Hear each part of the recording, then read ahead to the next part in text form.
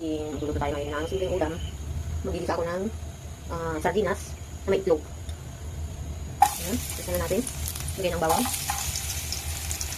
Lagyan na rin natin yung sibuyas.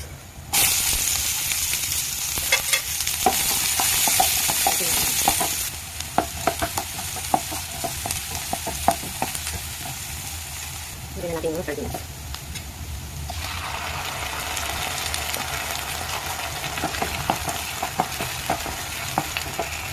Ngayon, lagyan natin yung itlog.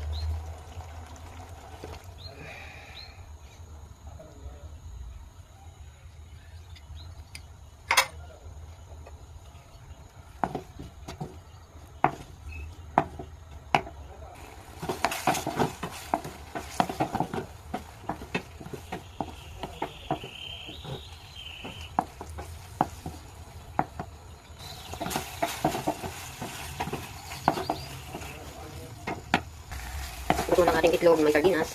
Ngayon, i-next naman natin yung salad na repolyo. Ngayon naman, magsasalang tayo ng tubig para sa ating repolyo. Ito na yung ginisang sardinas na may itlog. Tapos, magagawa ko ng salad na repolyo. Kumukulo ng ating tubig, nang paglulutuan na natin ng repolyo, pwede na natin ilagay. Kukulo na natin siya ng medyo hapok lang para mas masarap. Tayo muna natin kumulo ulit.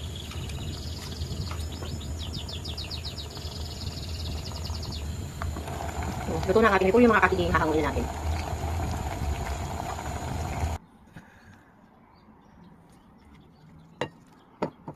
Ito na yung ating repolyo. Ngayon, lalagyan natin ng konting patis para magkalasa. Tapos maglalagay din tayo ng konting pampalasa. Tapos, mix lang natin mga kakiging. May masarap na tayong salad. Kasama nung ginisang sardinas na may itlog. Ayan. Tapos na mga kakiging.